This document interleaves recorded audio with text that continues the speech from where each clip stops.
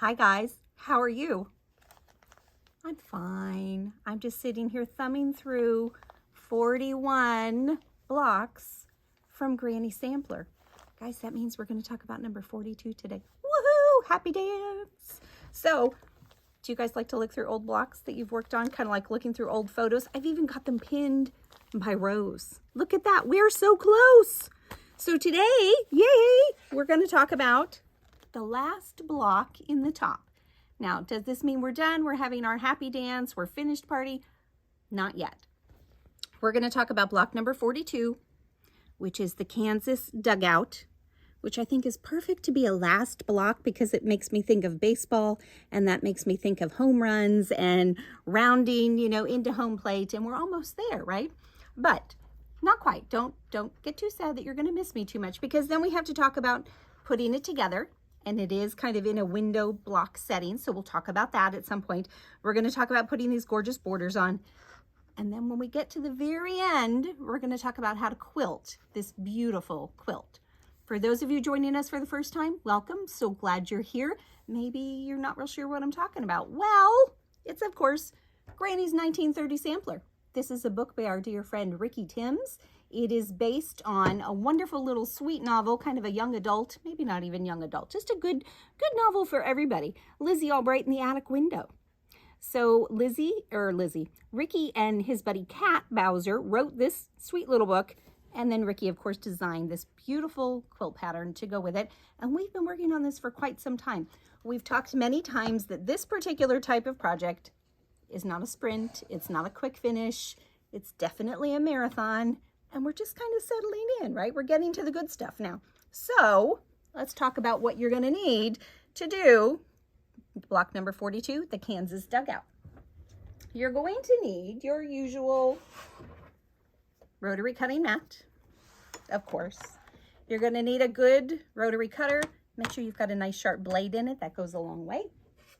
Make sure you've got a good ruler. You just need a good basic ruler today. Omni Grids makes wonderful rulers. Also check out Creative Grids.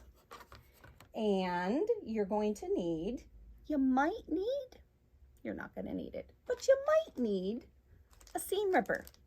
And so while we're talking about seam rippers, I thought I would show you some of the ones that we have. Now, those of you that have been into the shop know, or maybe you watch our Facebook videos, know that Margaret's really particular about the things we have in the shop. We only carry things that we use and we like. So I've got a couple for you. We've got this lovely Clover seam ripper. This one, the girls in the back that do our tailoring and alterations, they've got, I don't know, maybe 10 or 12 of these floating around back there. We've got this little guy. This is another Clover. The handles are a little different. I like this one because it's a little easier to hold on to. We've also got these fantastic little Bernina seam rippers that are really small and very sharp. And I'm just going to bring these over because this is easier. If you are in the market for a seam ripper, guys, look how beautiful these are.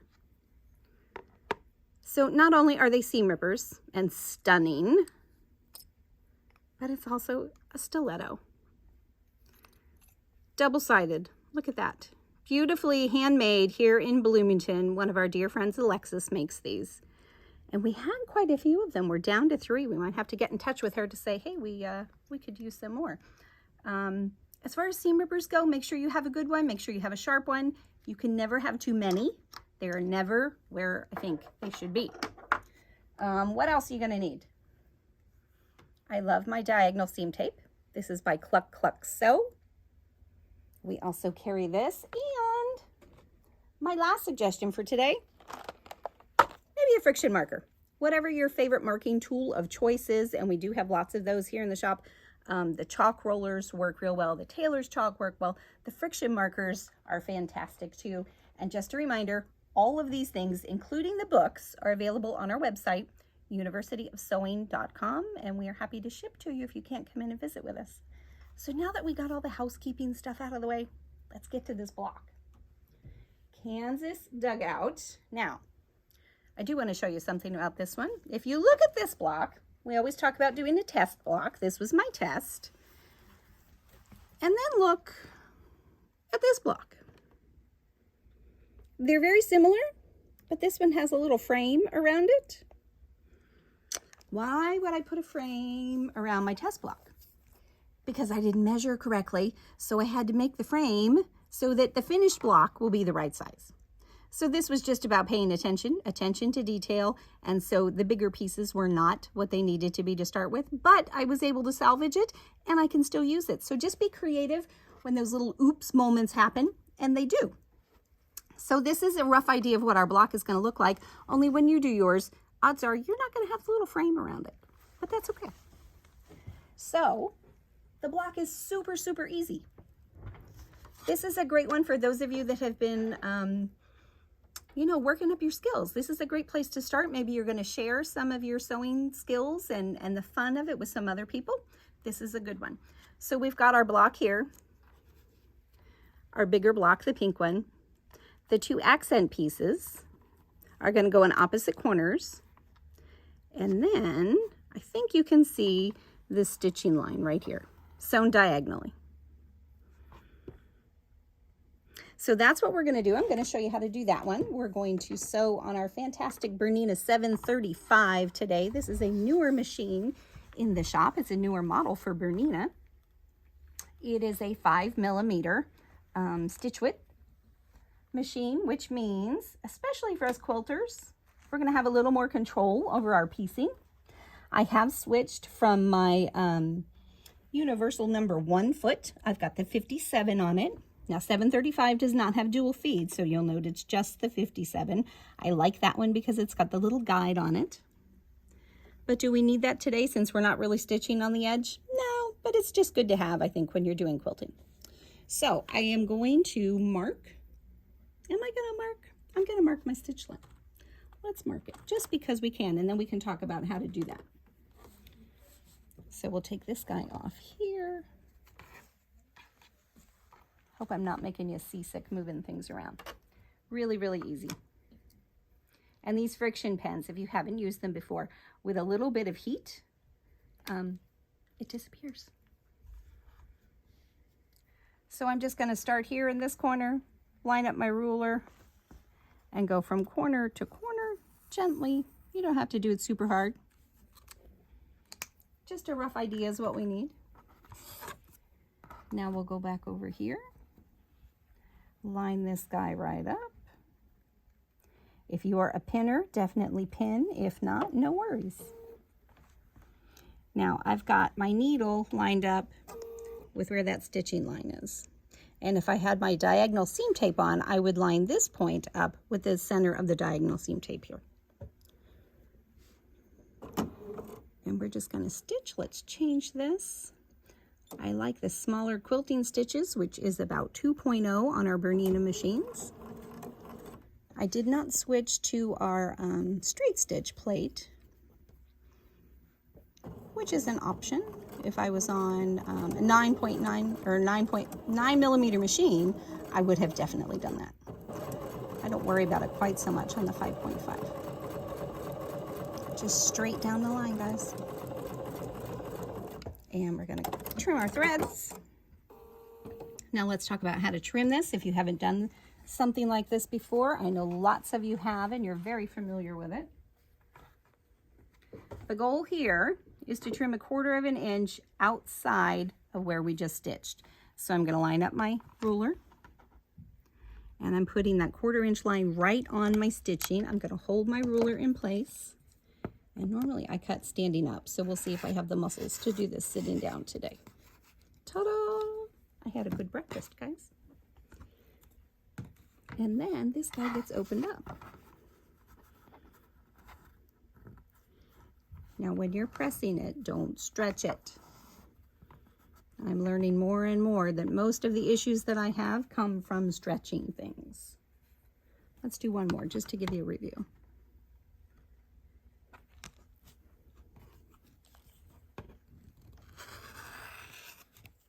Some fabrics are more forgiving than others. Our quilting cotton, fortunately, is pretty forgiving, which is great. Just gonna finger press that. And then you can see I've got 1/4 of my block. Now, look, that's the size it was supposed to be, guys. Big difference.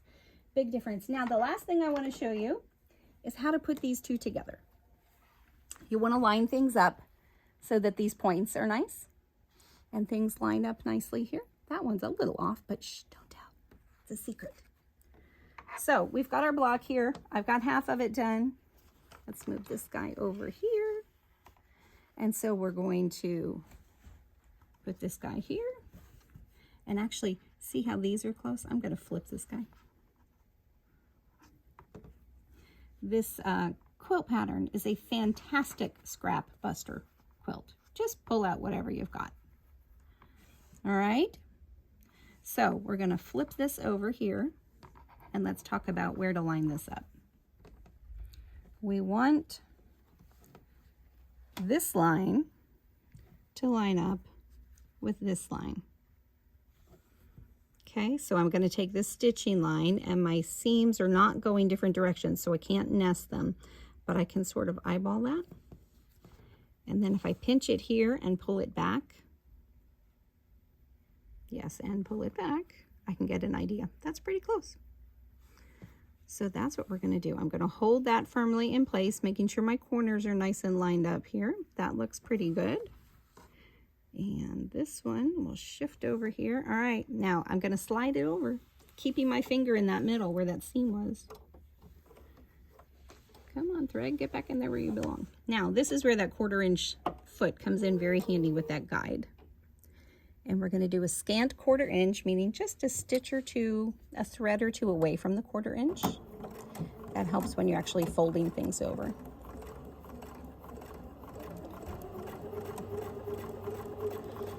No need to go super fast unless you're on a roll and on a mission. And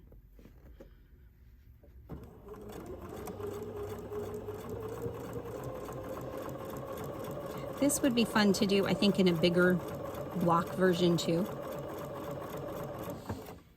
Let's trim that and see how that looks.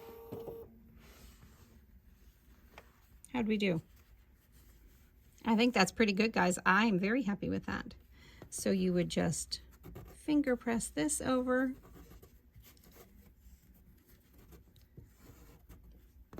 And we can go ahead and wrap this one up. What do you think? Let's go ahead and attach that one, because we've got this seam to line up, the center seam, and this one. I did not bring any pins over, but I think we can make this work. Now these two seams are going opposite directions. You see this one's going this way, this one's going this way. So it's very easy to take my fingers and do this with my fingers to get those seams right up against each other. So I'm confident that center seam is in good shape. Let's see how this one's going to be. See, let's slide that over just a hair. Can you see how it lines up there? I'm going to put my finger on there since I did not bring my pins. And I will tell you guys, that's one reason I absolutely love and cannot sew without my knee lift. My fingers are busy holding other things. Line up this edge. We're so close. Foot down, hold on to my threads. And let's finish this guy off. This machine is set to tie off to knot the first couple stitches. That's why it's a little slow there. That's really easily adjusted in our Berninas. And I'm going to go all the way past the center seam, and then I'm going to stop and regroup and check that next diagonal seam. Let's see how that one's looking. And if I line this with here,